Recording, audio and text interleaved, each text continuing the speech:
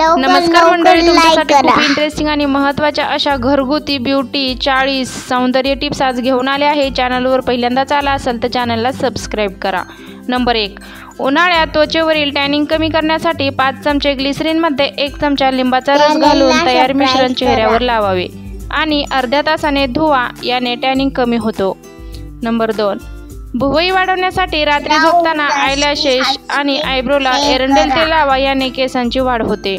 Number 3, अनेक वेळा उन्हाळ्यात डोळ्यांचे आग किंवा जळजळ होते, त्यासाठी डोळ्यांवर काकडीचे काप करून ठेवा आणि टोमॅटोने चेहऱ्याची मालिश करा, याने डोळ्याखालील काळे डाग नाहीसे होतात आणि डोळ्यांना थंडावा मिळतो।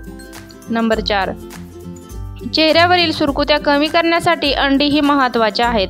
अंड्यांचा पांढरा भाग काढून चेहऱ्यावर लावा। सुरकुत्या सुकला की लगेच धुवून टाकावे, याने चेहऱ्यावरील डाग कमी होतात, तसेच त्वचेवरील सुरकुत्याही नाहीसे होतात। नंबर 5, चेहरा गोरा करण्यासाठी 2 चमचे तांदळाच्या पिठामध्ये 1 चमचा मध मिसळा आणि ते त्वचेवर लावावे। 15 ते 20 मिनिटांनंतर चेहरा धुवा, याने चेहरा उजळ होण्यास मदत होते। नंबर 6, रात्री झोपताना घरच्या घरी नाईट क्रीम बनवण्यासाठी केशर टिश्यू पेपरवर घेऊन गुंडाळून ते थोडेसे तव्यावर गरम करून घ्यावे। मग एका कंटेनरमध्ये घेऊन 2 चमचे ॲलोवेरा जेल, केशर आणि व्हिटॅमिन ई 2 कॅप्सूल, बदाम तेल 2 चमचे हे मिक्स करून क्रीम होतपर्यंत फेटून घ्यायचे आणि ते रात्री झोपताना चेहऱ्यावर लावायचे। चेहरा उजळ होतं आणि चेहऱ्यावरील काळे डागही कमी होण्यास मदत होते। नंबर 7, आठवड्यातून 2 वेळा टोमॅटोचा गर, 1 चमचा चिमूटभर हळद, अर्धा चमचा लिंबाचा रस एकत्र करून ही पेस्ट चेहऱ्यावर लावल्याने चेहरा चमकदार होतो। नंबर 8, चेहऱ्यावर पिंपल्स आले असेल तर त्यावर काळी मिरी बारीक करून उगाळून तोंडावर लावा आणि पिंपल्समधील घाण बाहेर पडते। नंबर 9, केसांच्या दुप्पट वाढीसाठी 2 कप पाणी घेऊन 4 चमचे जवस टाकून 5 ते 6 मिनिटे उकळून घ्या। याचे झाले की गाळून घ्या, थंड झाले की गाळून घ्या व व्हिटॅमिन ई कॅप्सूल 4 टाकून हे मिक्स करून केसांच्या मुळापासून तयार केसांच्या टोकापर्यंत लावा आणि हा उपाय आठवड्यातून 1 तरी वेळा करायचाच, याने तुमच्या केसांमधील चांगला खूप फरक पडेल किंवा जाणवेल। नंबर 10, केसांची चांगली वाढ होण्यासाठी नारळाच्या तेलामध्ये कलोजी, कढीपत्ता, मेथीदाणे आणि 2 बारीक कट केलेले कांदे घालून हे तेल 4 ते 5 मिनिटे मंद गॅसवर उकळून घ्या आणि मग गाळून हे स्टोअर करून केसांना लावा, याने केसांची वाढ व प्रत सुधारते। नंबर 11, लहान मुलांना जास्त वेळ मोबाईल वापरून देऊ नका, यामुळे मुलांची दृष्टी कमकुवत होते आणि डोकेदुखी आणि चिडचिड यासारख्या समस्या देखील उद्भवतात। नंबर 12, लसूण तुपात तळून गरमागरम खा, चवीला खरा बॉटल पण आरोग्यासाठी एकदम उत्तम आहे, खराब वाटतो पण उत्तम आहे। नंबर 13, केसांचा हेअर मास्क बनवण्यासाठी कोरपडीचा गर काढून तो मिक्सरमधून काढून केसांना लावल्याने केस चमकदार व शाईन बनतात, तसेच सिल्की होतात व केस गळती कमी होते, तसेच केसांची ग्रोथ वाढण्यास मदत होते। नंबर 14, पार्लरमध्ये जाऊन 1000 रुपयांचा फेशियल करण्यापेक्षा त्यामध्येच घरच्या घरी फेशियल कसे करायचे ते मी सांगते। तर तुम्ही मसूर डाळीमध्ये हळद तसेच बदाम टाकून ते दळून आणा व तो मास्क आठवड्यातून 2 वेळेस लावल्यावरही चेहऱ्यावरील टॅनिंग निघून जाते, तसेच चेहऱ्यावरती ग्लोसुद्धा दिसतो। नंबर 15, 2 चमचे तांदूळ तसेच 1 चमचा मेथी रात्री पाण्यामध्ये भिजत घाला व सकाळी उठल्यानंतर थोडेसे पाण्यामध्ये उकळून घ्या। उकळून घेतल्यानंतर मिक्सरमधून त्याची बारीक पेस्ट बनवा व ती केसांना लावा। केसांना लावल्यानंतर अर्धा तास ठेवा व अर्ध्या तासानंतर केस स्वच्छ धुवून काढा। केस धुतल्यानंतर तुम्हाला तुमचे केस सिल्की दिसतील, तसेच केसांमधील कोंडा कमी होण्यास मदत होईल। नंबर 15, नारळाचे पाणी केसांना लावल्याने केसांची ग्रोथ होण्यास मदत होते, तसेच केस सिल्की होतात।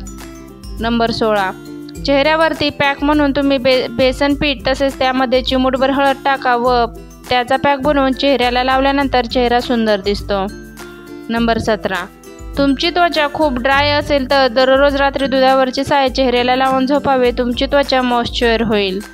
नंबर 18, मोकळ्या वेळेमध्ये बटाट्याचे किंवा काकडीचे गोल चकत्या करून डोळ्यांवरती ठेवल्याने डोळ्यावरील हीट कमी होण्यास मदत होते, तसेच काळे सर्कलही कमी होतात। नंबर 19, मोकळ्या वेळेमध्ये डोळ्याखालील काळे वर्तुळे झाले असतील तर मोकळ्या वेळेत तुम्ही डोळ्याखाली कापसाच्या बोळ्यावरती गुलाब पाणी टाकून डोळ्यावरती ठेवू शकता।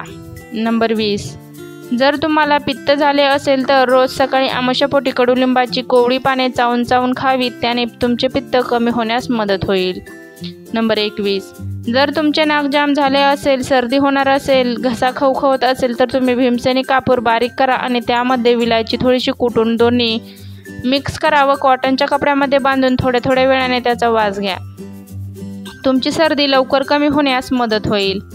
नंबर 22. हरभऱ्याची डाळ, शेंगदाणे हे उन्हात वाळवून डब्यामध्ये भरून ठेवावे. पावसाळ्यात हरभरा डाळीचे पीठ गिरणीतून छान दळून आणता येते आणि शेंगदाणे पण लवकर भाजून होतात. पावसाळ्यात डाळ व शेंगदाणे विकत आणल्यावर ते बरेच दमट असतात. डाळीचे पीठ चांगले दळून मिळत नाही, शेंगदाणे कडक भाजत नाही. पावसाळ्यामध्ये ऊन द्यायचे झाले तरी ते शक्य होत नाही. नंबर 23. अद्रक, आले मातीच्या कुंडीत ठेवले तर ते खूप दिवस ताजे वापरता येते. जरी कुंडी कोरडी पडली की थोडे थोडे पाणी घालावे. नंबर 24. डाळ जास्त प्रमाणामध्ये शिजवली असेल तर ती दुसऱ्या दिवशी पराठ्याचे पीठ मळताना त्यामध्ये टाका. पराठे अधिक पौष्टिक होतील. नंबर 25. लसूण सोलणे हे सर्वात अवघड काम वाटते, मात्र लसूण लवकर सोलण्यासाठी ते 1 मिनिट ओव्हनमध्ये गरम करा. त्यानंतर एका घट्ट झाकणाच्या डब्यात घालून हलवा, त्यामुळे लसणाच्या पाकळ्या निघून जातील. नंबर 26. भाजीची ग्रेव्ही घट्ट होण्यासाठी कांदा भाजतेवेळी त्यात 1 चमचा बेसन पीठ टाका. त्यामुळे ग्रेव्हीला एक छान स्वाद येईल. नंबर 27. रस काढण्यासाठी घरात ज्युसर नसल्यास फळं खिसणीवर खिसून रस निघतो. नंबर 28. अळूच्या वड्या करताना पाणी स्वच्छ पुसून थोडेसे तेल लावावे आणि वरून पीठ पसरावे, यामुळे वड्या छान चुरचुरीत होतात. नंबर 29. लाल भोपळा, कलिंगड, खरबूज यांच्या बिया कडक उन्हामध्ये वाळवल्यानंतर त्यांचा साठवून ठेवल्यानंतर पदार्थ गार्निश करण्यासाठी त्यांचा उपयोग करता येतो. नंबर 30. मेथी धुतल्यावर थोडंसं मीठ लावून ठेवा, म्हणजे मेथी भाजी केल्यानंतर भाजी मेथीची कडू लागणार नाही.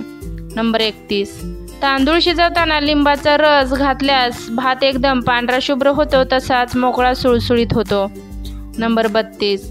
पुलाव करताना संत्र्याच्या सालीचे चूर्ण मिसळा, यामुळे पुलावला छान सुगंध प्राप्त होतो. नंबर 33. सॅलड बनवण्याआधी भाज्या आणि फळं फ्रीजमध्ये ठेवा. मनासारख्या आकारामध्ये कापता येतात, अगदी हव्या तशा आपण कापू शकतो. नंबर 34. रस्सा दाट स्वादिष्ट होण्यासाठी दाण्याचं कूट, नारळाचं कीस मिक्सरला बारीक करून रस्स्यामध्ये घालावे. भाजी छान दाटसर होते व चवीलाही टेस्टी लागते. नंबर 35.